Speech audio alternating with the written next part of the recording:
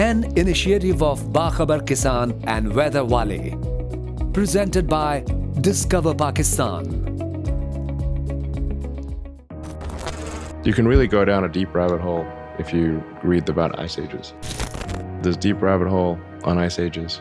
Deep rabbit hole.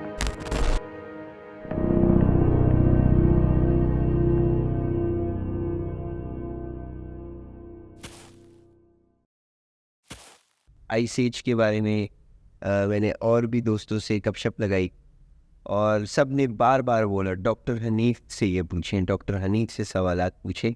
लेकिन सबसे पहले सर मैं फौजिया को एक क्वेश्चन पूछना चाहता हूँ, आपने आइस एज की कभी कोई फिल्म, डॉक्यूमेंट्री कभी कुछ देखी है? बिल्कुल। Junaid, have you watched the movie the day after tomorrow? जी बिल्कुल।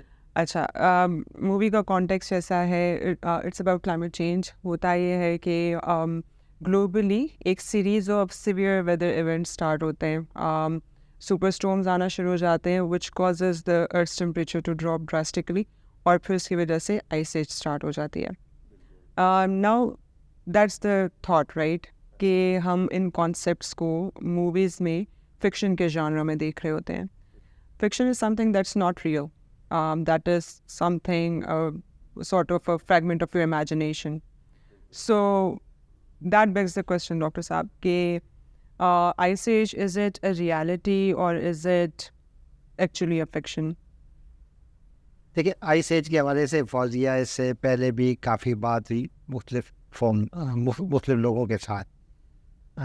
कुछ साल पहले तो मुझे भी लगता था कि जैसे ये जुनेद कुछ मिथ ही है, लेकिन पिछले 7-8 सालों में जब हमने ग्लोबल वेदर ट्रेंड्स को देखा, मौसमों को बदलते देखा, तेज़ी से मौसमों को बदलते देखा, तो कुछ हद तक यकीन हो गया कि ये अब हकीकत है, इसमें मिथ की कोई बात नहीं और इसमें आना है। सर, फिर इसमें एक सवाल ये भी है ना कि पिछली कई दिहाइयों से हम क्लाइमेट चेंज की बात कर रहे हैं। हम ये बात कर रहे हैं कि ग्रीन हाउस गैसेस की वजह से ज़मीन का दर्जा बढ़ता जा रहा है, जिससे माहौलियाती तब्दीलियाँ आ रही हैं, हमारी ज़मीन का इकोसिस्टम ख़राब हो रहा है, और उस चीज़ की मिटिगेशन के लिए बहुत सारे ममालिक इकट्ठे हुए, बहुत सारे प्रोजेक्ट्स चल रहे हैं कि हम क्लाइमेट चेंज के इम्पैक्ट्स को कंट्रोल कर सकें, मिटिगेट कर सकें। Now there is this concept जिसमें हम बात कर रहे हैं कि टेम्परेचर जो है वो ग्लोबली राइज हो रहा है, और दूसरी तरफ एक कॉन्सेप्ट है जिसमें हम ये कह रहे हैं कि टेम्परेचर इतना ड्रॉप हो जाएगा कि आइस एज आ जाएगी। ये दोनों बहुत मुतज़ाद कॉन्सेप्ट्स नहीं हैं। देखिए फौजिया, मुझे यकीन था कि ये क्वेश्चन कोई ना कोई पूछेगा। ये सबसे ज़्यादा पूछे जाने वाला क्वेश्चन, जेन्युइन क्वेश्चन बनता है कि एक साइड पे आपने दुनिया को लगाया कि जी global warming, climate change, temperature में इंक्रीज़, हॉट डेज़ में, नंबर ऑफ़ हॉट डेज़ में बहुत ज़्यादा इजाफा, और साइंटिस्ट का एक ग्रुप कहता है कि नहीं जी, आने वाली है आइस एज भी। माजी में देखें ना, तो माजी में जो ग्लोबल वार्मिंग हुई उसके बाद आइस एजेस आई हैं, और ज़ेर पे ये बात आती है कि इस वक्त इतनी ज़्यादा जो CO2 एटमॉस्फेयर में मौजूद है, जो बेसिक कॉज है ग्लोबल वार्मिंग का, ये कहाँ जाएगी? साइंटिस्ट का ये बिलीव है और कहते हैं कि ये बहुत इत्मीनान के साथ ये कहते हैं कि फ़िलहाल जो दुनिया का टेम्परेचर है वो 1.2 डिग्री सेंटीग्रेड तक जा पहुँचे इस प्लेनेट को ओवरऑल। पिछले 3 सालों में तो बहुत ज़्यादा इजाफा हुआ, और इस सदी के मिड में जाके ये 1.5 को टच करेगा। लेकिन ये 1.5 से भी पहले, इस सदी के मिड में नहीं बल्कि उससे पहले ये 1.5 को टच करेगा।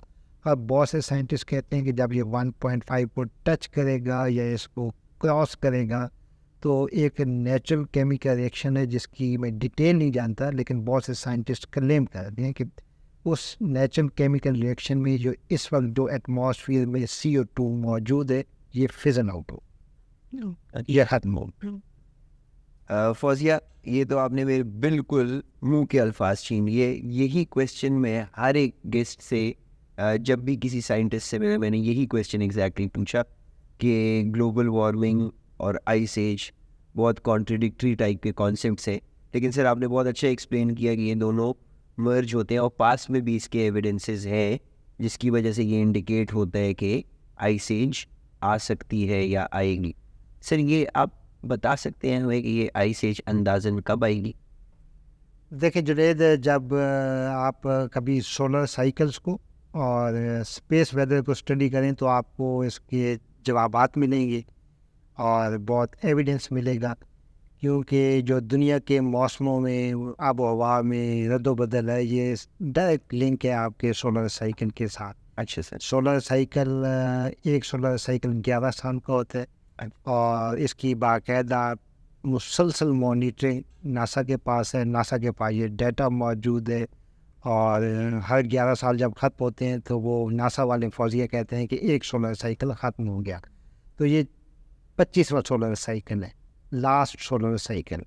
اچھا سر. اور یہ آلموسٹ 7 یا 8 سال کے بعد ختم ہوگا، 25واں لاسٹ سولر سائیکل. اس کے بعد سورج اپنے سلیپنگ موڈ میں چلا جائے گا. اچھا جب سلیپنگ موڈ میں چلا جائے گا تو یہ والی ہیٹنگ، یہ والی تپش نہیں ہوگی، اور اس وقت آپ کی جو زمین پہ جو چینجز آئیں گی، تو اس آپ کے پلینٹ کے جو شمال میں ایک، اس کو ہم کہتے ہیں کہ پولر وورٹکس ہوتا ہے، یعنی ہوا کے کم دباؤ ہوتا ہے، جس نے تمام اس پلینٹ پہ جو کولڈ ایئر ہوتی ہے اس کو اپنے قابو میں کیا ہوتا ہے. تو اس وقت وہ اپنے بازو کھولے گا، کولڈ ایئر ریلیز ہوگی، دنیا کو اپنی گرپ میں لے گی، اور وہ آغاز ہوگا آئس ایج کا اس پلینٹ کے لیے. تو آپ کا سوال کہ یہ کب سٹارٹ ہوگی، تو ایسا تو جنید بالکل نہیں ہوگا کہ آپ صبح جاگیں تو آپ کو کوئی بتائے یا پتہ چلے کہ یہ آئس ایج آ گئی. یہ گریجولی آئے گی. اچھا سر. اس کے سگنلز آنا وقت سے پہلے سٹارٹ ہو جائیں گے، بلکہ میں تو یہ دعوے سے کہتا ہوں کہ اب اس کے سگنلز آنا سٹارٹ ہو چکی ہیں. اس کے سگنلز آپ کو ونٹر سیزن میں ملیں گے، ونٹر میں. اچھا سر. اور پچھلے 3-4 ونٹرز کو آپ دیکھیں تو آپ کو پاکستان میں بھی یہ نشانیاں ملیں گی، مڈل ایسٹ میں بھی ملتی ہیں. اچھا سر. آپ نے سنا ہوگا کہ سعودی عرب جیسی، مڈل ایسٹ، دبئی جیسی جگہ پہ سنو فال. بلکہ مجھے تو یاد ہے کہ اس ونٹر سیزن کے دوران پاکستان میں پنجاب کے بعض علاقوں میں سنو فال ہوئی. تو یہ سگنلز ہیں. تو پہلے اس کے سگنلز آئیں گی، سگنلز کی فریکوینسی زیادہ ہوگی، سگنلز کی انٹینسٹی زیادہ ہوگی. تو امید تو ہے کہ آپ اپنی زندگی میں بھی دیکھ سکتے ہیں سائنس انشاءاللہ. سر یہ تو میں نے کچھ لوگوں سے سنا ہے کہ یہ خوشخبری کی آمد نہیں ہے، لیکن سر یہ ہم کیسے بول سکتے ہیں، اور کس کس ریجن میں آئس ایج دیکھی جائے گی سر؟ دیکھیں، ماضی کی آئس ایجز کو دیکھیں تو ان کا زیادہ فوکس تھا ناردرن ہیمیسفیئر، جس میں ہم بھی ہیں، اور اس میں موسٹلی جو ویسٹرن کنٹریز ہیں، جس میں United States, Canada, European countries, زیادہ فوکس ان علاقوں میں تھا. ان علاقوں پہ اس وقت بھی اس کا فوکس کم تھا، یعنی ایشیا، جنوبی ایشیا، ٹراپیکل بیلٹ میں، ان علاقوں میں کم تھا. تو جو نیا ٹرینڈ ہے اور جو نئی پریڈکشن ہے، اس کے مطابق بھی اس نئی آئس ایج کا، ویسے اس کو آئس ایج کی بجائے اگر آپ منی آئس ایج کہیں تو اچھا ہوگا، کیونکہ آئس ایج فوزی بعد ہزاروں سالوں پہ ہوتی ہے. ماضی میں آپ دیکھیں تو اس کو آپ، لوگ کہتے ہیں کہ اس کو آپ منی آئس ایج کہیں، منی آئس ایج. تو اس کا زیادہ فوکس تو یہ ویسٹرن کنٹریز ہوں گے، لیکن ان ڈائریکٹ امپیکٹ پاکستان پہ بھی. اچھا سو سر پاکستان کے اوپر اگر ہم اپنے ریجن کی بات کرتے ہیں تو آئس ایج کے کیا اثرات ہوں گے؟ کیا ہم دیکھ سکیں گے کہ ہماری ماحولیاتی تبدیلیاں کس طرح سے رونما ہوں گی؟ دیکھیں، جب یہ گلوبل وارمنگ کی وجہ سے کلائمیٹ چینج سٹارٹ ہوئی، جیسے آج کل ہے، ٹیمپریچر میں اضافہ، گرمی کی شدت میں اضافہ، تو اس میں دنیا کے کچھ علاقے ایسے ہیں جو خوش ہوئی ہیں، جن کو فائدہ بھی پہنچا. اور یقیناً آپ جانتے ہیں کہ وہ اس میں رشین اور نارتھ پول کے قریب جتنے کنٹریز ہیں وہ لوگ خوش ہیں. وہ تو اس کلائمیٹ چینج کو، گلوبل وارمنگ کو ان لوگوں نے ویلکم کیے. تو اسی کانٹیکسٹ میں دیکھیں تو پاکستان میں جب اس کے امپیکٹ آئیں گے تو بعض علاقے جو میدانی علاقے ہیں ان کے لیے تو یہ بہت ہی اچھی ہوگی، پازیٹیو امپیکٹ لے کے آئے گی. لیکن پاکستان کے جو ویسٹرن ایریاز، ہلی ایریاز اور ناردرن ایریاز ہیں، اس پہ جو ہے اس کے امپیکٹس کافی حد تک نگیٹو ہوں گے. یعنی یہ کہہ لیں کہ اب پاکستان کے شمالی علاقوں میں، KPK کے علاقوں میں، وہ علاقے جہاں ٹیمپریچر مائنس میں چلا جاتا ہے، لیکن اس کے باوجود وہاں پہ ہر قسم کی فصل ہوتی ہے، ہر قسم کا پھل ہوتا ہے. تو جب آئس ایج آئے گی تو پاکستان کے یہ ہلی ایریاز، ناردرن ایریاز، ان علاقوں میں کافی مشکلات ہوں گی، کیونکہ وہاں پہ کراپس ایلیمینیٹ ہوں گی، نہیں ہوں گی, جو وہاں کے موسمی پھل ہوتے ہیں وہ شاید نہ ہو, لیکن جو پاکستان کے میدانی علاقے ہیں جس میں پنجاب کے علاقے, سندھ کے علاقے ہیں, اور جو آپ کی ساحلی پٹی ہے, اس کے لیے انشاءاللہ یہ کافی مفید ہو. اچھا تو پھر فوزیہ, تو my original question to you was fiction, myth اور reality. So, Junaid, after this conversation, it is very much real. I think جیسے کہ سر نے بتایا کہ this is a phenomena which is going to occur very soon. اور آپ کی بات سے کہ ایگریکلچر بھی چینج ہوگی اور بہت ساری فصلیں جو ہیں وہ ختم بھی ہو جائیں گی, یعنی ہم فوڈ سیکیورٹی کے مسائل کی طرف بھی بڑھیں گے, کلائمیٹ مائگریشن کی طرف بھی جائیں گے, اور اس کے علاوہ لوگوں کی ڈسپلیسمنٹ بھی ہوگی کیونکہ وہ ایسے جگہوں کی طرف جانے کی کوشش کریں گے جہاں پہ ماحول تھوڑا سازگار ہو, انوائرمنٹ تھوڑا سازگار ہو رہنے کے لیے, ٹمپریچر کے لحاظ سے اور ریسورسز کے لحاظ سے. So yes, something which is a threat and which is very much real. Sir بہت زبردست سمجھایا, اور سر آپ سے ملنے کی دیر تھی تو میں نے کہا کہ جب آپ ایک دفعہ بتائیں گے کہ یہ ہو رہا ہے تو پھر مجھے دل کو دلاسا آئے گا کہ اصل میں ہو رہے. سر میں نے جو سارے لوگوں سے مل کے سیکھا, اور بھی بہت سارے سائنٹسٹ سے بھی ملا, باقی جو ویل ریڈ ہیں لوگ جو پڑھتے رہتے ہیں ان سے بھی میں نے سیکھا, تو میں نے اوور آل یہ سیکھا ہے کہ یہ patterns shifts through out the earth history ہوتے رہتے ہیں اور یہ ہوتے رہیں گے, اور اس میں گلوبل وارمنگ اور گلوبل کولنگ یعنی آئس ایج دونوں کی دونوں شامل ہیں. ہم ابھی انٹر گلیشیل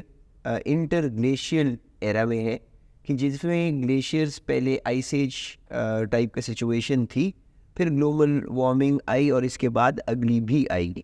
میں نے یہ بھی سیکھا کہ یہ منی آئس ایج آئے گی جو 60 سے 70 سال یا 50 سے 70 سال کے درمیان رہے گی.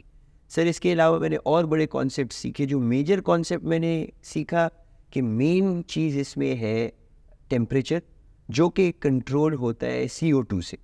جب آپ کی CO2 زیادہ ہوگی تو گلوبل وارمنگ ہوگی, CO2 کم ہوگی تو گلوبل کولنگ ہوگی. سر اس کے علاوہ اور بڑے اس طرح کے ایسپیکٹس دیکھے کہ اس میں سن کا رول ہے, یعنی سن کتنی طاقت میں ہے, اور سن اپنے سلیپنگ نوڈ میں جیسے آپ نے بتایا اس میں جائے گا, تو اس سے پھر آبویسلی سن کی گرمی ارتھ تک اتنی نہیں پہنچ سکے گی جس سے کولنگ ایفیکٹ فردر انہینس ہوگا. اس کے علاوہ سر میں نے کچھ لوگوں نے ڈسکس کیا تھا ارتھ کے آربٹ کے بارے میں کہ ارتھ کا آربٹ کوئی فکسڈ پیٹرن نہیں ہے, کبھی بڑا ہوتا ہے کبھی چھوٹا ہے. کچھ لوگوں نے ارتھ کے ٹلٹ کے بارے میں بھی بات کی, جس سے افیکٹ یہی ہے کہ جب ارتھ سورج سے زیادہ دور ہوتا جائے گا یا اس کا ٹلٹ ہوگا تو آبویسلی سردی بھی زیادہ ہوگی. I will agree with you, education بہت زیادہ ضروری ہے sir. Fauzia thank you so much sir, as always بہت سیکھا آپ سے سر, اور انشاءاللہ سیکھتے رہیں گے. سارے پاکستان نے آپ سے سیکھا, اور thank you for showing us as well and teaching us. Climate change, اور کلائمیٹ چینج کی بات ابھی گلوبل وارمنگ کی ہو رہی ہے, اسی طرح آگے یہی کلائمیٹ چینج کی بات شاید گلوبل کولنگ کی ہو رہی ہو. تو it is very very important کہ آپ کلائمیٹ چینج کو سمجھیں, آپ کلائمیٹ چینج کو پڑھیں, کیونکہ آپ نے اڈیپٹ کرنا ہے کلائمیٹ چینج کے ساتھ. موسم کو آپ نے فالو کرنا ہے, موسم آپ کو فالو نہیں کرے گا. تو اس کو سمجھیں, ایجوکیٹ یور سیلفس, اور اس کے لحاظ سے اڈیپٹ کر کے اس کو کلائمیٹ چینج کو ٹیکل کرنے کی کوشش کریں.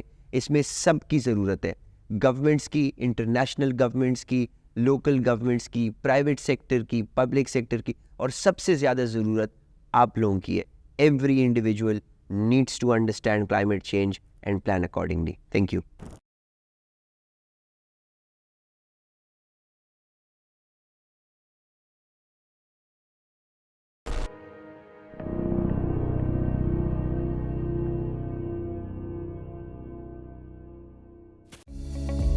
An initiative of Bakhabar Kisan and Weather Wale.